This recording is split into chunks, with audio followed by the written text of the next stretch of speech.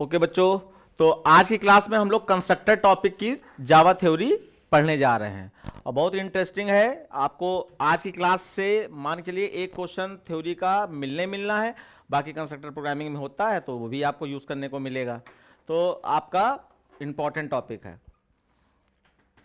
तो देखिए कंस्ट्रक्टर की डेफिनेशन के हिसाब से देखें, बाकी मैंने जो अपनी लैंग्वेज में पढ़ाई है डेफिनेशन वो तो आप याद रखिए वही, लेकिन यहाँ मीनिंग समझते हुए आपको आगे बढ़ना है। डेफिनेशन ऑफ कंस्ट्रक्टर, अच्छा सॉरी ये तो आपका वो सिलेबस है, कंस्ट्रक्टर का ये सिलेबस है। चलो तुम्हारी इच्छा पूरी हो जाएगी हमें लग रहा है। हाँ ये देखो देखो नीली पीली नहीं आई है, हरी आ गई। तो ये आप लोग टॉपिक स्टार्ट कर रहे हो कंस्ट्रक्टर इन जावा। अब इसमें जो है कंस्ट्रक्टर इन जावा में क्या है, कंस्ट्रक्टर इज, डेफिनेशन पे गौर करें, कंस्ट्रक्टर फंक्शन तो है लेकिन वो स्पेशल टाइप का फंक्शन होता है। तो constructor is a special type of function, इतना ही हो पाएगा ना, ज्यादा बड़ा हो जाएगा, ठीक। Constructor is a special member method which will be called automatically. Word, her word को मीनिंग फिर तुम लिखने के चक्कर में पड़ी हो। और ये फाइल भी आपको मिल जाएगी, आप जो दिया है डेटा उस पर ध्यान दीजिएगा घर पे। Constructor is a special member method, तो ये स्पेशल मेंबर मेथड कहा जा रहा है, ठीक है। और which will be called automatically, ये अपने आप कॉल हो जाता है। When you create an object of class, ये अपने आप कॉल, ये एक फंक्शन है और ये अपने आप कॉल हो जाता है जब क्लास का ऑब्जेक्ट क्रिएट करते हैं। फिर देखो ये पर्पस है, the main purpose of using constructor is to initialise an object. अब वैसे हमने जो लिखवाया to initialise data member of a class, तो डेटा मेंबर किसके होते हैं, उसी ऑब्जेक्ट के ही होते हैं। ऑब्जेक्ट ही तो उन डेटा मेंबर के लिए मेमोरी बनाता है। तो इनिशियलाइज एन ऑब्जेक्ट, तो यहां पर पर्पस आपको क्लियर होना चाहिए। कंस्ट्रक्टर का काम क्या है, क्लास के डेटा मेंबर या क्लास के ऑब्जेक्ट को इनिशियलाइज करने के लिए कंस्ट्रक्टर का यूज किया जाता है, ये आपको क्लियर होना चाहिए। उसके बाद फिर आगे हम लोग बढ़ेंगे।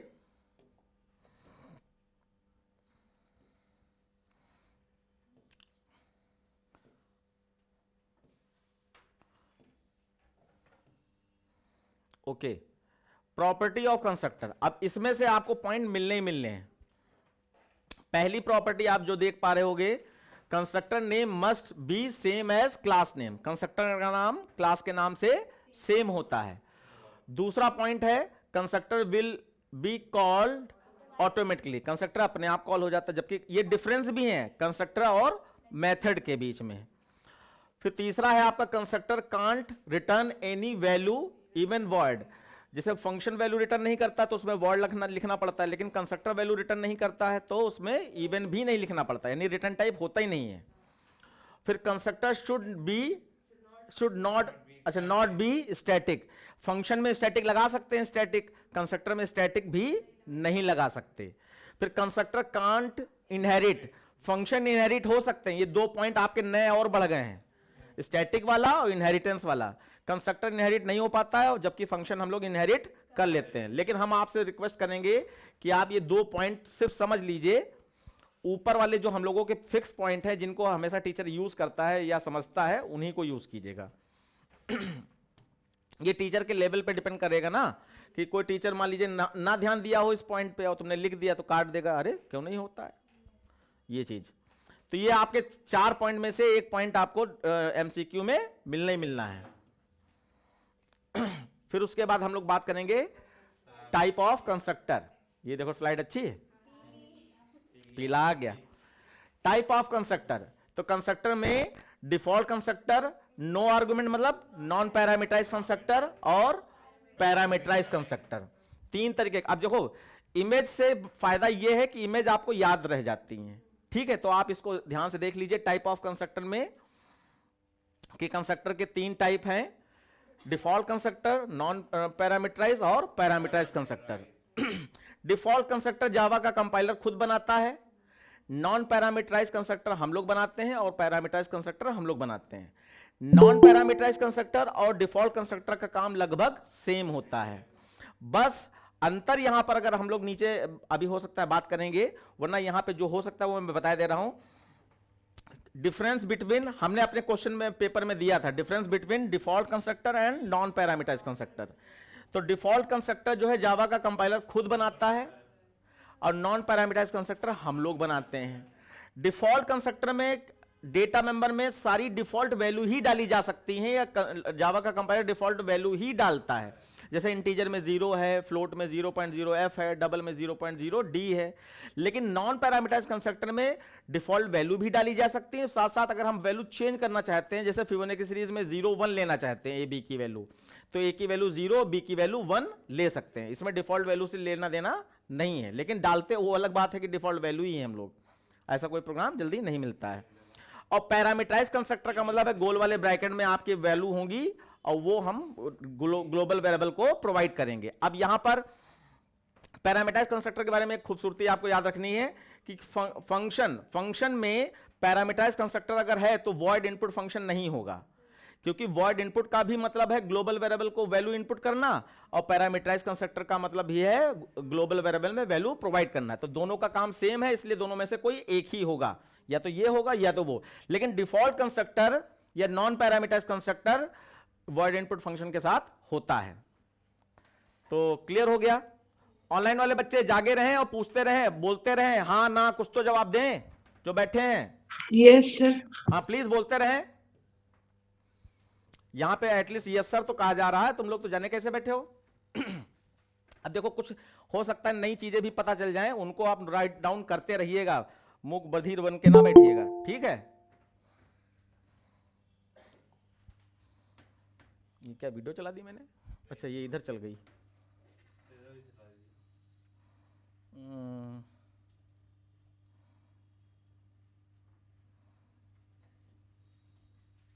ओके एक बच्ची आई है।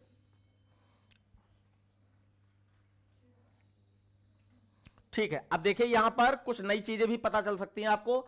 How constructor eliminate default values, इसका मतलब क्या हुआ? एलिमिनेट मतलब हटाना। हाँ, एलिमिनेट कर देना। जैसे हम लोग कई लाइफ से कई दोस्तों को एलिमिनेट कर देते हैं, वैसे वाला। अच्छा तो देखो अब इसका क्या कहना है यहां पर।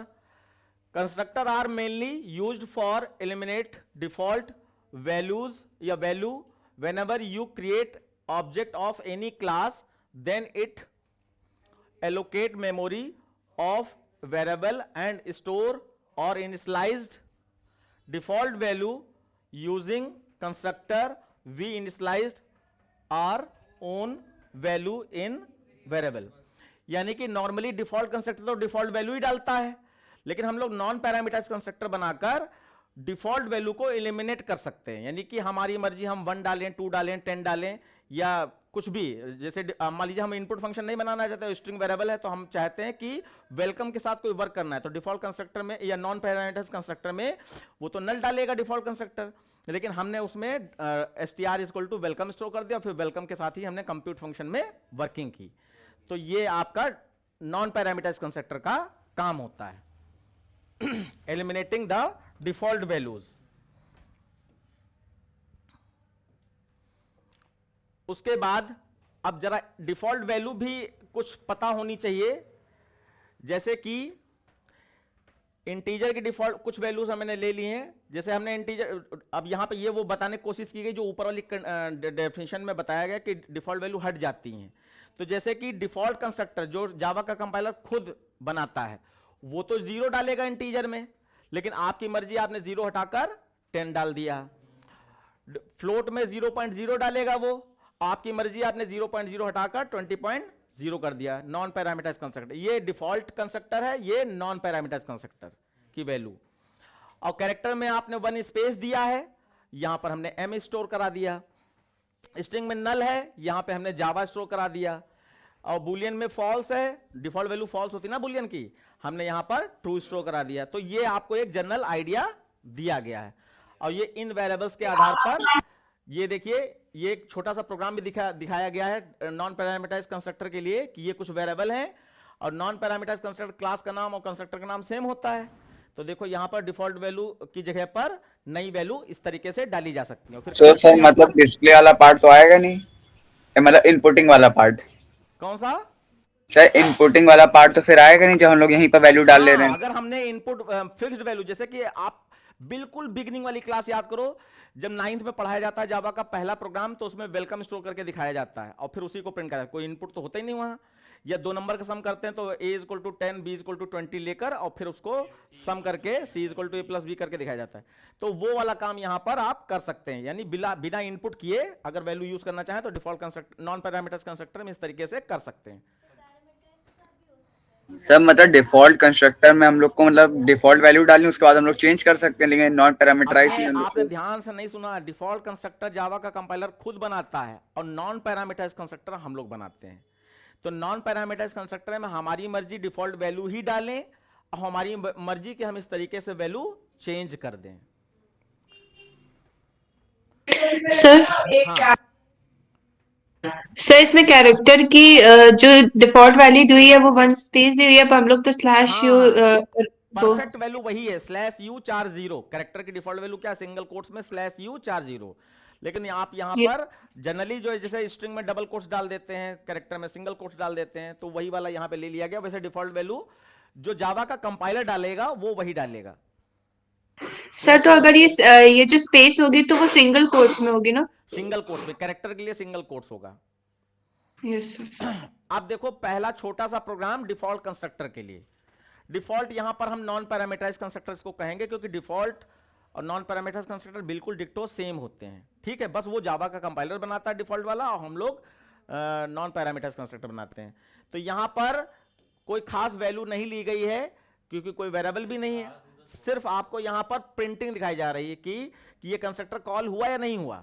तो कंस्ट्रक्टर के अंदर लिख दिया गया कंस्ट्रक्टर इज क्रिएटेड। अगर ये कंस्ट्रक्टर कॉल होता है जब क्लास का ऑब्जेक्ट बनाओगे तो सीधे ये मैसेज आ जाएगा कंस्ट्रक्टर इज क्रिएटेड। अब कैसे, देखो ये आपका क्लास का नाम कर्ली ब्रैकेट खोला, ये कंस्ट्रक्टर क्लास के नाम के बराबर है, बस हाँ यहाँ सी दोनों स्मॉल होने चाहिए या दोनों अपर केस होने चाहिए, ये टाइपिंग मिस्टेक है। उसके बाद इसमें हमने मैसेज डाल दिया। अब देखो पब्लिक स्टैटिक वॉइड मेन के अंदर से क्लास का ऑब्जेक्ट बनाते हैं, तो ये क्लास का ऑब्जेक्ट बनाया गया सी नाम का, और जैसे ही आप यहां पे पहुंचोगे ये तो यहां जम करके कौन से जम करके सीधे यहां कंस्ट्रक्टर पे जाएगा और कंस्ट्रक्टर पे जाकर यहां पर ये वाला मैसेज प्रिंट करा देगा और फिर वापस लौट के यहीं आएगा और फिर नीचे उतर के प्रोग्राम एंड हो जाएगा। तो डिफॉल्ट कंस्ट्रक्टर ऐसे बना दिया गया। बाकी हमने प्रोग्राम में वो जैसे इसके ऊपर वाले प्रोग्राम में दिखाई गई थी डिफॉल्ट वैल्यू डालना, वैसे करते हैं यहां पे कुछ वेरिएबल होंगे और उनकी डिफॉल्ट वैल्यू इसके बीच में यहां पर डाली जाएगी। ठीक, ऑनलाइन वाले बच्चे पूछते रहेंगे। Yes sir. फिर उसके बाद नॉन पैरामीटराइज्ड कंस्ट्रक्टर का एक वैल्यू वाला भी प्रोग्राम दिखा दें, हमने सोचा इसलिए ये दे दिया, और थोड़े बहुत कलर्स भी आप लोग देख लें। तो नॉर्मली जो है डिफॉल्ट कंस्ट्रक्टर में कहा गया कि a constructor that have no parameter, ये डेफिनेशन है, constructor that have no parameter is known as default constructor, या इसको नॉन पैरामीटराइज्ड कंस्ट्रक्टर कहेंगे। सिंटैक्स क्या है कि क्लास का नाम गोल वाला ब्रैकेट और कर्ली ब्रैकेट में डिफॉल्ट वैल्यू डाली जाएगी। तो देखो यहां पे एक प्रोग्राम है, ये प्राइवेट पे ध्यान ना देना, यहां पे क्लास का नाम ये हो गया और फिर ये डबल में मीटर, किलोमीटर, सेंटीमीटर और मिलीमीटर वेरिएबल्स हो गए, और फिर ये आपका मेजरिंग नाम का कंस्ट्रक्टर है, और इसमें देखो ये सारे इसमें वैल्यू डाली गई, सारे उसमें वैल्यू डाली गई। उसके बाद जो है कंस्ट्रक्टर खत्म, तो डिस्प्ले में किलोमीटर को खाली प्रिंट कराया या जैसी भी मर्जी हो उसको प्रिंट करा सकते हैं। फिर यहां पर वॉइड मेन में जैसे ऊपर वाले क्वेश्चन में था कि डिफॉल्ट कंस्ट्रक्टर जैसे कॉल होता है, ऑब्जेक्ट बनाओगे क्लास का तो ना डिफॉल्ट कंस्ट्रक्टर ये वाला कॉल होगा और इनमें सब में ये वैल्यू चली जाएगी। अब जब obj.display कॉल करोगे तो डिस्प्ले में किलोमीटर प्रिंट होगा, किलोमीटर में क्या है 10.0 प्रिंट हो जाएगा।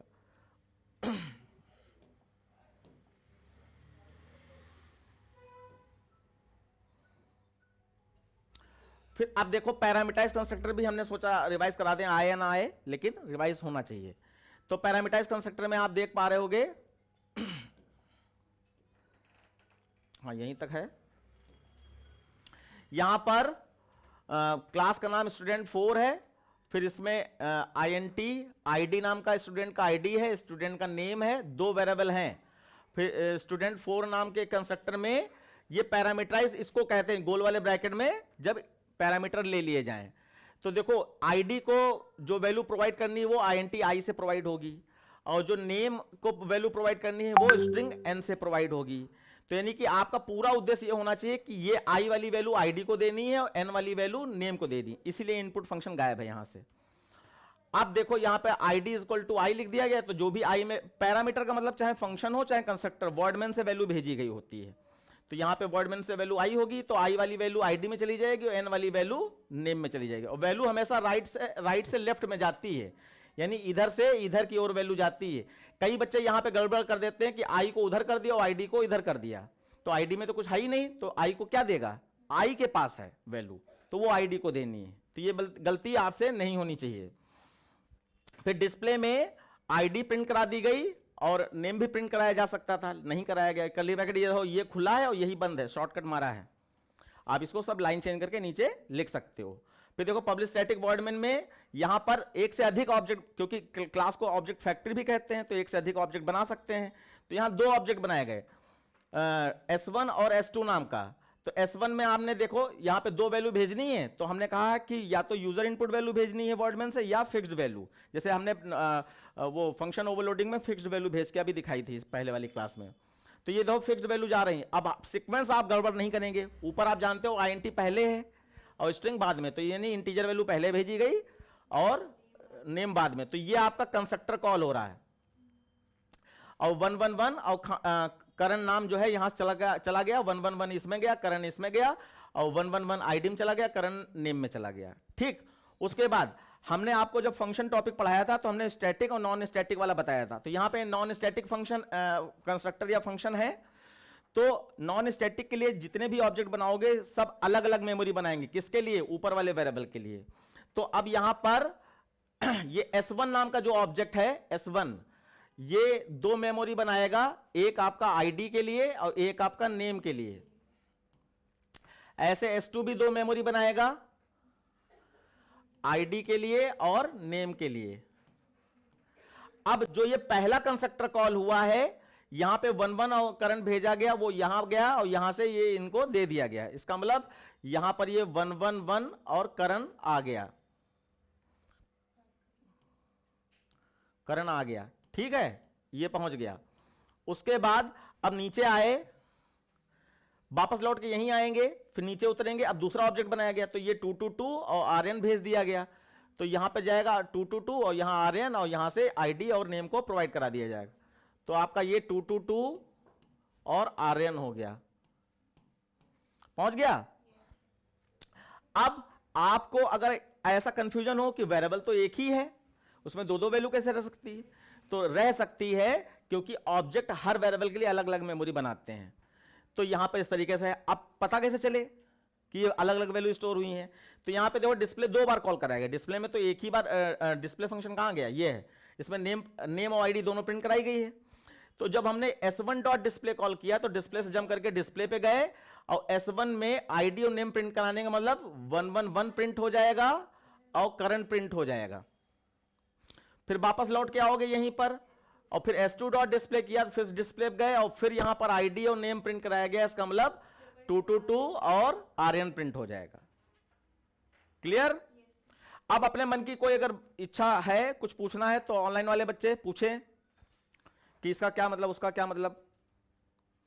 क्लियर होना चाहिए, एक बार बोल दें क्लियर।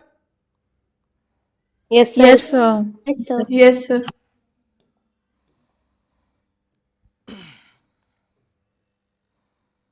पैरामीटर कंस्ट्रक्टर एक छोटा सा और एग्जांपल लिया है मैंने, क्योंकि डेफिनेशन बतानी थी। तो a constructor that have parameters is known as parameterise constructor.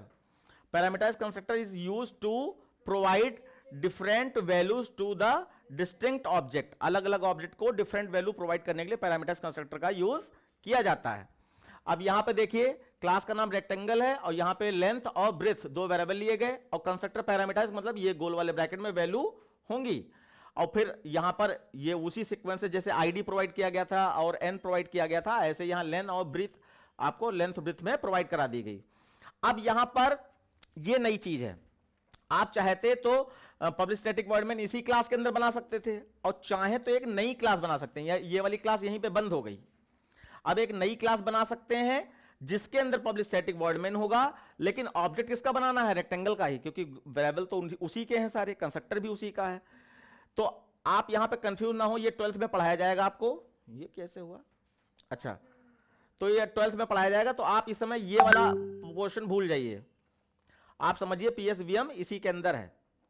ठीक, अब यहां पर ध्यान से देखेंगे, R1 बनाया गया, उसमें 20 और 10 भेज दिया गया, तो ये कंस्ट्रक्टर कॉल हो रहा है पैरामीटराइज, और यहां से जंप करके आप यहां पहुंच गए और 20 और 10 यहां पहुंचाया, और यहां से 20 और 10 यहां पहुंच गया। उसके बाद वापस लौट के यहां से यहीं पे आएंगे, फिर नीचे उतरे। अब देखो आपको यहां पर ये नई चीज दिखाई जा रही है कि वॉइड मेन के अंदर भी ग्लोबल वेरिएबल को प्रिंट कराया जा सकता है। कैसे? डॉट लगाकर। तो हमारा ऑब्जेक्ट का नाम क्या है? R1। तो R1 डॉट लेंथ अगर करेंगे तो R1 के लेंथ में आपका क्या गया है? 20, तो यहां पर 20 प्रिंट हो जाएगा।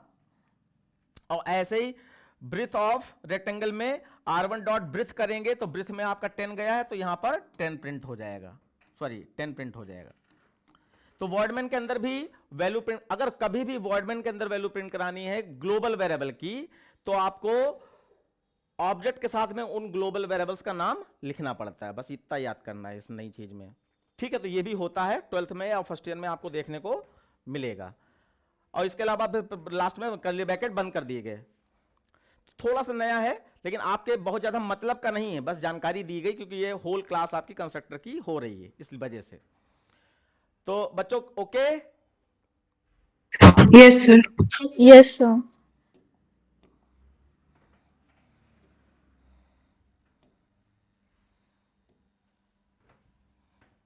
खत्म हो गया क्या? नहीं सर, पेज बचे हैं।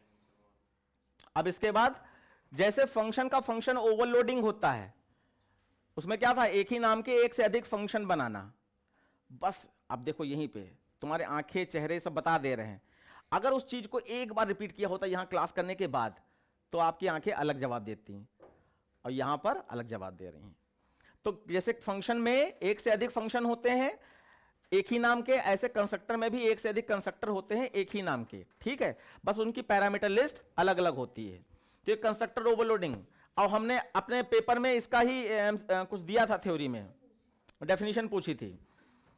तो देखिए, अ कंस्ट्रक्टर में बी ओवरलोडेड, कंस्ट्रक्टर ओवरलोड किया जा सकता है। सो अ सिंगल क्लास में have more than one constructor, all of which have the same name, इनका सबका नाम सेम होगा, बट डिफरेंट आर्गुमेंट लिस्ट या पैरामीटर लिस्ट। ये डेफिनेशन हो गई कंस्ट्रक्टर की। और आप देखिए यहां पर एक ही क्लास में एक से अधिक कंस्ट्रक्टर बनाए गए। अब देखो यहां पर आप ये अच्छी चीज सीख पा रहे हो कि एक साथ देख पा रहे हो, ये कौन सा कंस्ट्रक्टर है? Non parameterise. ऑनलाइन वाले बच्चे बोल नहीं पा रहे हैं। Non parameter. और ये वाला कंस्ट्रक्टर पैरामीटराइज। पैरामीटराइज्ड। दोनों की पैरामीटर लिस्ट अलग अलग कैसे है? इसमें है ही नहीं, इसमें है, या उसमें कुछ और होता। उसके बाद अब देखिए नॉन तीसरा कंस्ट्रक्टर कैसा है? पैरामीटराइज। पैरामीटराइज्ड। दो वैल्यू हैं, तो सबकी वैल्यू देखो अलग अलग है ना। उसके बाद अब देखो यहां पर पब्लिक स्टैटिक वॉइड मेन बनाया गया। अब OV1 में इसमें कोई वैल्यू नहीं भेजी गई, तो ये अपने आप कोई वैल्यू नहीं वाले कंस्ट्रक्टर में चला जाएगा। और ये x और y को 0 0 प्रोवाइड करा दिया गया। ठीक, फिर वापस लौट के यहीं पे आओगे, फिर यहां पर OV2 में न्यू, और यहां पर सिर्फ एक इंटीजर वैल्यू भेजी गई, तो इसका मतलब ये ऑटोमेटिकली एक इंटीजर वैल्यू वाले कंस्ट्रक्टर में चला जाएगा। इसको पीछे मारो, सो गया। तो यहां पर आपका ये 10 यहां पहुंचा, और उसके बाद जरा ध्यान दो, यहां पर 10 तो आपको x को प्रोवाइड करा दिया गया, और y एक और वेरिएबल था, उसमें सिर्फ 0 या 0.0 प्रोवाइड करा दिया गया, क्योंकि एक ही वैल्यू भेजी गई थी। फिर वापस लौट के आए, यहां पर बोलते रहोगे तो कोई दिक्कत नहीं होगी। फिर तीसरा आपका ये फंक्शन कॉल कंस्ट्रक्टर कॉल किया गया, और यहां पे दो वैल्यू भेजी गई, और ये जम करके आपका यहां जाएगा। तो 10 और 4.5 भेजा गया, 10 यहां जाएगा, 4.5 यहां आ जाएगा, और यहां से वो x और y को प्रिंट करा दिया, पहुंचा दिया गया। और वापस लौट के आए और यहां खत्म हो गया। तो ये कोई प्रोग्राम नहीं है, बस आपको कंस्ट्रक्टर का यूज दिखाया जा रहा है। तो इतने सारे पैरामीटराइज कंस्ट्रक्टर आपने बुक में ना देखे होंगे ना स्कूल में, आपको इकट्ठा यहां देखने को मिल रहे हैं। एक बार आंखें गड़ा के देख लो कि सिर्फ इतना ही होता है और इतनी कलरफुल स्टाइल में। अगर स्कूल में ऐसे पढ़ाने लगे तो मजा आ जाएगा ना, है ना, ऐसे स्लाइड्स लेकर पीपीटी लेकर पढ़ाया जाए। तुम घोंगा हो, घोंगा। अब उसको डिक्शनरी में ढूंढना इंग्लिश वाली में, मिलेगा नहीं। घोंगा को कहा जाता है घोंगा बसंत। घोंगा बसंत मतलब वो बुद्धू टाइप का होता है, वो ऐसे कहीं भी जाकर उसको बस बैठाल दो जाकर ऐसे, फिर वो बैठा रहेगा परमानेंट, डिस्टर्ब नहीं करता किसी को।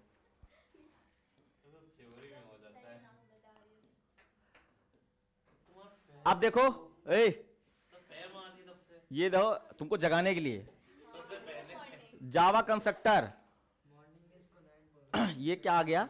अच्छा हाँ, डिफरेंस ये लास्ट है इसका थ्योरी का पार्ट, कि आपका एक कंस्ट्रक्टर और मेथड के बीच में डिफरेंस आपको पता होना चाहिए। ठीक है, तो देखिए बच्चों, कंस्ट्रक्टर और ये है मेथड, तो अपना रिवाइज भी करते रहना है आप लोगों को।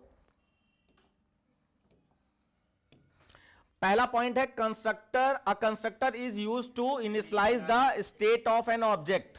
ये लाइन कोई बताए, state of an object line कहां सुनी थी? प्योर, याद सोचते हो लेकिन फिर भी कम है तुम्हारे पास। प्योर इम्प्योर, हाँ हाँ, गुड। ऑनलाइन वाले बच्चे में किसी को आती है। स्टेट ऑफ एन ऑब्जेक्ट में ये कहा गया था, do not change the state of an object, pure function, और changes the state of an object, impure function. और मेथड में देखो, a method is used to expose the behaviour of object. कोई भी मेथड काम करता है ना, तो वो काम किसी ऑब्जेक्ट के द्वारा ही कराया जाता है। ऑब्जेक्ट फंक्शन को कॉल करता है, तो वो मेथड क्या करेगा, वो उस बिहेवियर को अपने प्रोग्राम में लाता है। जैसे कि फैक्टोरियल वैल्यू का प्रोग्राम, प्राइम नंबर का प्रोग्राम कौन किस में बनाते हो? फंक्शन में बनाते हो, तो फंक्शन मतलब मेथड। फिर उसके बाद दूसरा पॉइंट है, a constructor must not have a return type. Constructor में रिटर्न टाइप नहीं होता है, जबकि मेथड में मे और या मस्ट, थोड़ा ध्यान ना देना, मे और मे नॉट रिटर्न वैल्यू।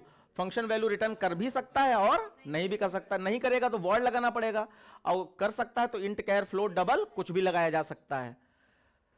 फिर उसके बाद the constructor is invoked implicitly. Implicitly मतलब ऑटोमेटिकली, इम्प्लिसिटी मतलब ऑटोमेटिकली, अपने आप कॉल हो जाता है, जैसे कि अभी हो रहा था क्लास का ऑब्जेक्ट बनाते समय। और मेथड इज इन्वोक्ड एक्सप्लिसिटली, यानी मेथड को कॉल कराना पड़ता है, जैसे कि ओबीजे डॉट इनपुट, ये एक्सप्लिसिटली है। ओबीजे डॉट कंप्यूट एक्सप्लिसिटली है। उसके बाद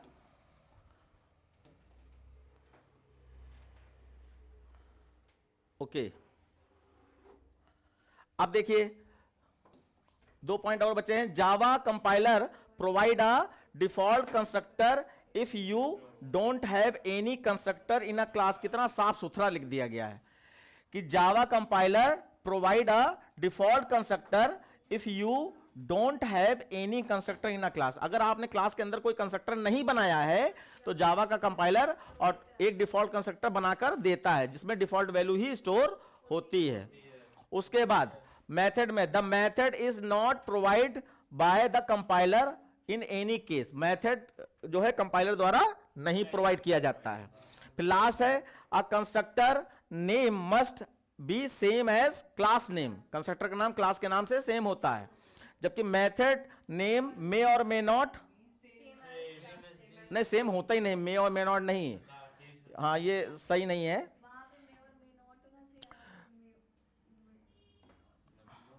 the method name may not be same as class name, should not होना चाहिए। ठीक है बच्चे देखो, ये अब बस एंडिंग पे है, दिया बुझने वाला है, तो थोड़ा लौ ज्यादा है इस समय, जब दिया बुझता है तो लौ ज्यादा होती है। तो आप एंडिंग में चल रहे हो इस सेशन के, तो आपको जितना अधिक से अधिक चाव से यहाँ पढ़ लोगे, ये चीजें याद रहेंगी, तो उतना ही आप वहां पर एक एक नंबर के लिए तरसोगे नहीं कि हाँ एक नंबर कहीं कट ना जाए। तो इसलिए जरूरी चीजें हैं।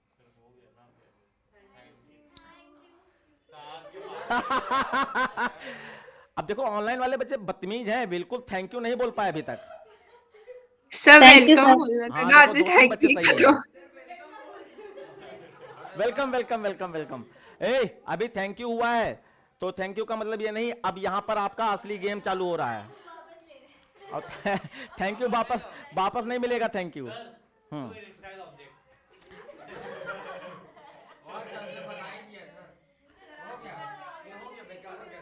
अब ये वाला क्वेश्चन बेकार हो गया यार, देख लिया तुम लोगों ने आंसर। वैसे क्योंकि अब देखो यहां पर बच्चे थोड़ी सी इंपॉर्टेंट चीज मैं कहना चाह रहा हूं, सुन लो। आप भी देखो, वैसे आपकी जावा क्लासेस जो भी हुई हैं उसमें अंतर यह था कि पहले हम टॉपिक पढ़ाते थे, अगले टर्न पे एमसीक्यू पढ़ाते थे, तो कई बच्चे गड़बड़ा जाते थे। इस क्लास में आप देखोगे कि आप सारे बच्चों को एक एक एमसीक्यू लगभग एक दो छोड़ के जो हम एक्स्ट्रा थोड़ा अपना दिखा देते हैं, सब आता होगा, सब आता होगा। तो अब देखो तुम बताओ, what is the purpose of constructor? Online तो वाले बच्चे initialise method objects. To initialise object, option A. इसको जल्दी जल्दी हम लोग करेंगे, लेकिन अब आंसर नहीं दिखाएंगे। सारे बच्चे बोलने की कोशिश करें, पढ़ो। बी। विच ऑफ, एक मिनट, विच ऑफ द फॉलोइंग सभी। Is not a characteristics of constructor in Java? सभी। Constructor can not have return type.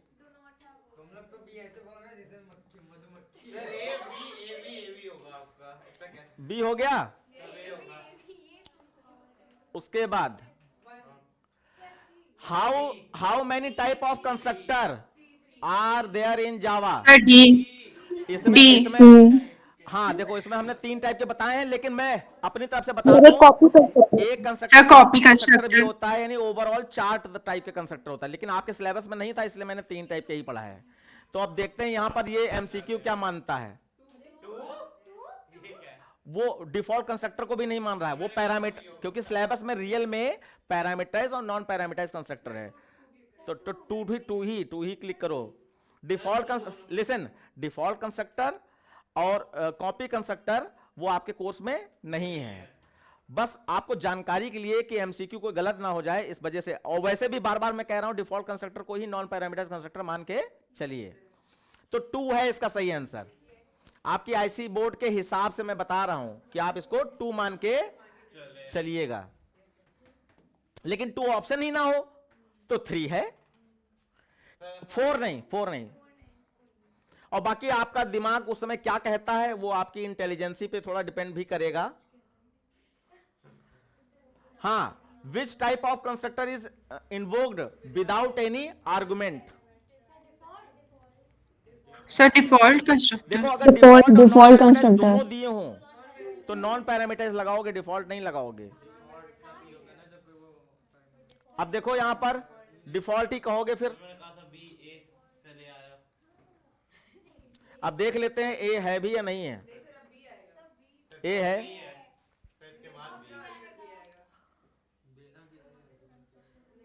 अभी लोग ट्रिक जान गए यार।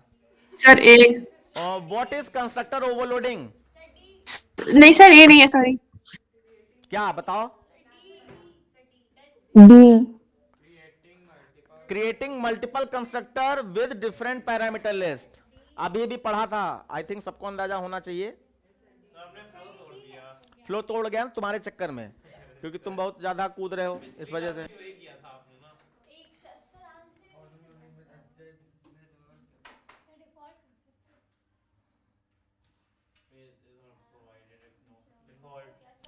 Which constructor is automatically Default provided by constructor. the Java if no Default. constructor is explicitly defined in a class? Default. अब यहां पे देखो डिफॉल्ट कंस्ट्रक्टर रियल वाला डिफॉल्ट पूछा गया ए। फिर देखो तुम्हारा वाला फ्लो चालू हो गया, तुम बुरा ना मानना है।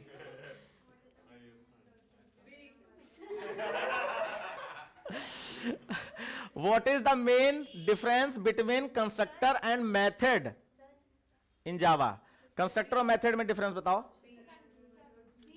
Constructor are sir A used for object initialisation, method are not.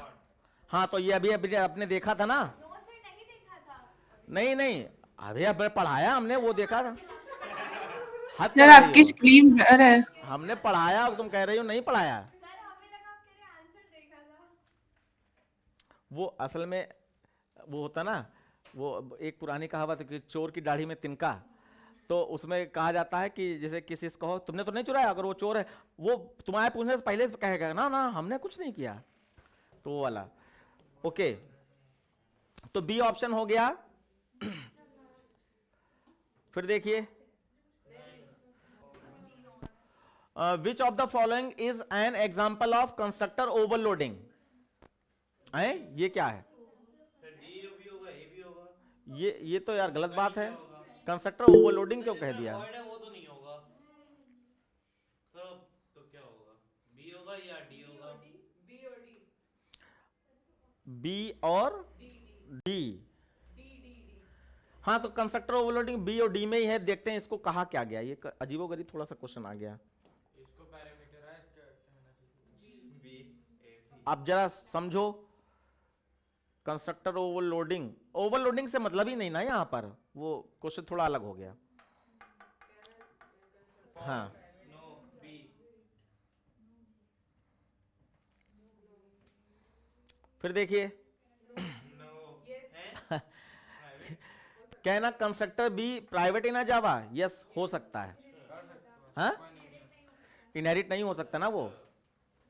वैसे इसको नो ही मान के चलना, लेकिन सिंगल क्लास के लिए ठीक है। फिर देखिए, व्हाट हैपेंड इफ, क्वेश्चन पढ़ो ढंग से, what happened if you explicitly defined a constructor with parameter but forget to define a default constructor in a Java? Question समझो क्या कह रहा है।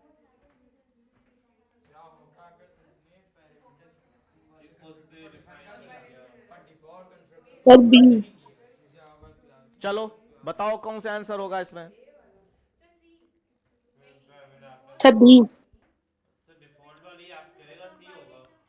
Sir B. सी। ये वो क्या कहते हैं, हमने खुद बना दिया है। देखो अब मैं इसका मतलब समझा दे रहा हूं कि वो कह रहा है कि आपने पैरामीटराइज कंस्ट्रक्टर बनाया, लेकिन आपने default constructor non parameterise constructor नहीं बनाया, तो क्या होगा?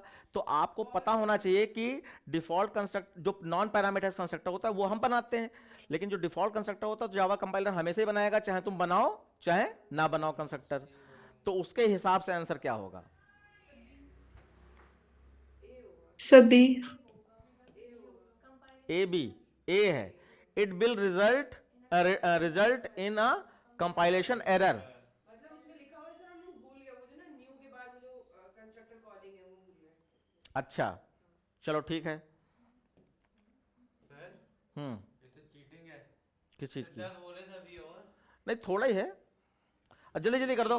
विच of the following statement about constructor is true? Can be static. Sir D. अच्छा ये देखो डी ऑप्शन है। नहीं नहीं नहीं, ना ना ना ना ना, स्टैटिक नहीं लगाते ना उसमें, कौन सा ऑप्शन ठीक हो गया है? Can be inherited. ये can't be about constructor is true, तो constructor can have a return type, ये फॉल्स है। Constructor can be inherited, false है। Constructor can not be overloaded, constructor overloaded. अब कंस्ट्रक्टर ओवरलोडिंग नहीं पड़ी थी? अच्छा सर cannot कैनॉट क्या बी है? ओवरलोडेड। तो कंस्ट्रक्टर कैन बी स्टैटिक, चार के चारों सब फॉल्स है, फॉल्स है। चारों फॉल्स है, ये क्वेश्चन गलत है। ठीक है, हाँ तो सर आप इसको बदल दीजिए फिर। तो इसको हम हटाए दे रहे हैं, काहे अगली क्लास में बेइज्जती हो, इसमें हो गई तो हो गई।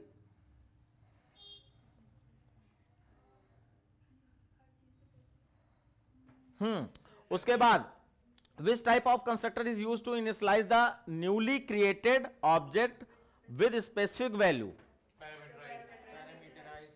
पैरामीटराइज अच्छा ये तो कंस्ट्रक्टर। है ही सामने। आता भी है, इतना भी नहीं है। अच्छा इतना आता है, ठीक है, इसका देखें क्या है। Yes. जैसे फंक्शन एक फंक्शन को कॉल कर सकता है ऐसे क्या कंस्ट्रक्टर भी एक कंस्ट्रक्टर को कॉल कर सकता है? कर सकता है। Inheritance Yes. में हम लोग ऐसे करते हैं, दो कंस्ट्रक्टर हैं तो पहले वाली क्लास के कंस्ट्रक्टर को दूसरी वाली क्लास के कंस्ट्रक्टर के अंदर से कॉल करते हैं। तो यस, इनहेरिट अलग चीज हो गई। चलो वो हम अगले उसमें बताएंगे। विच of the following is not a B. Valid constructor declaration? B. Sir void void है नॉट वैलिड, Sir, कहीं वॉइड लगा है sir क्या? B और हाँ, ये नॉट वैलिड जहां पे वॉइड लगा है उस पे ध्यान दो, तो बी ऑप्शन होगा। is consider what determines system is sir number of parameter in constructor overloading what determine which constructor gets invoked, parameter list से पता चलता है, ठीक है ना? हो बहुत सकता है, लेकिन बस तुम्हारा कोर्स और होल जावा, हाँ वेरी बिग है ना, syllabus small है हाँ सिलेबस बहुत छोटा है, तो कुछ क्वेश्चन इधर उधर के भी आ सकते हैं जो हमें नहीं बताने चाहिए, लेकिन अब आ गए इसलिए कंफ्यूजन क्रिएट हो रहा है। ओके, जल्दी देखो। Which keyword is use to call a constructor? हाँ, तो न्यू कीवर्ड होता है, कंस्ट्रक्टर में न्यू लगाते हैं हम लोग। ऑप्शन बी, अच्छा सी है, आए एक मिनट, ना, इसका क्वेश्चन को मैं अभी बताता हूं आपको, ये अच्छा क्वेश्चन है। Which keyword is use to call constructor from within another constructor same class? तो यहां पर दिस लिख दिया गया है, और जबकि अच्छा सुपर कीवर्ड वैसे होता है यूज दूसरी क्लास में, अगर आप पहली क्लास के कंस्ट्रक्टर को कॉल करना चाहते हो तो सुपर लिख दो, तो बेस क्लास का कंस्ट्रक्टर अपने आप कॉल हो जाता है। लेकिन ये कह रहा है सेम क्लास में, तो सेम क्लास में अगर है तो जैसे दिस कीवर्ड से हम लोग यूज करते हैं, दिस कीवर्ड सेम ऑब्जेक्ट के लिए होता है ना, तो ये सही है दिस कीवर्ड। दो होगा ऐसा बोल में दोनों पे मार्क्स देंगे नहीं, कॉल करने के लिए कह रहा है ना, कि जैसे ऐसे समझ लो, जैसे आपने कंस्ट्रक्टर ओवरलोडिंग की है, तो कंस्ट्रक्टर ओवरलोडिंग में आपने डिफॉल्ट कंस्ट्रक्टर नहीं कॉल किया, सीधे पैरामीटराइज कॉल कर दिया। अब पैरामीटराइज कंस्ट्रक्टर का कर्ली ब्रैकेट खुलेगा और उसके अंदर अगर आप दिस लिखकर गोल वाला ब्रैकेट लगा देते हो तो डिफॉल्ट कंस्ट्रक्टर अपने आप कॉल वहां से होगा। ये वाला तरीका है।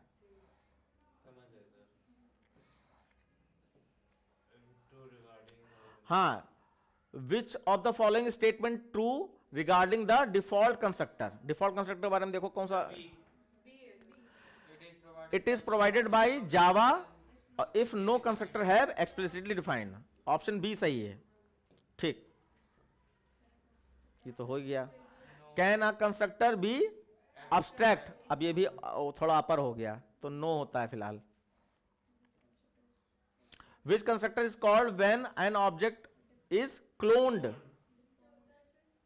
ऑब्जेक्ट हाँ कराया जा सकता है, तो इसको खाली आंसर देख लो, इससे तुम्हारा लेना देना नहीं। डी है, no constructor is called during cloning. 12th में भी नहीं पढ़ोगी,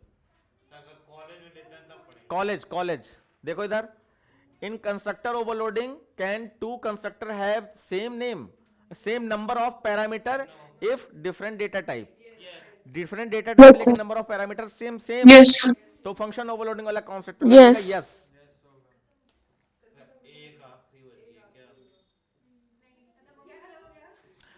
ओवरऑल कायदे में हमें थैंक यू यहां पे लिखना चाहिए था।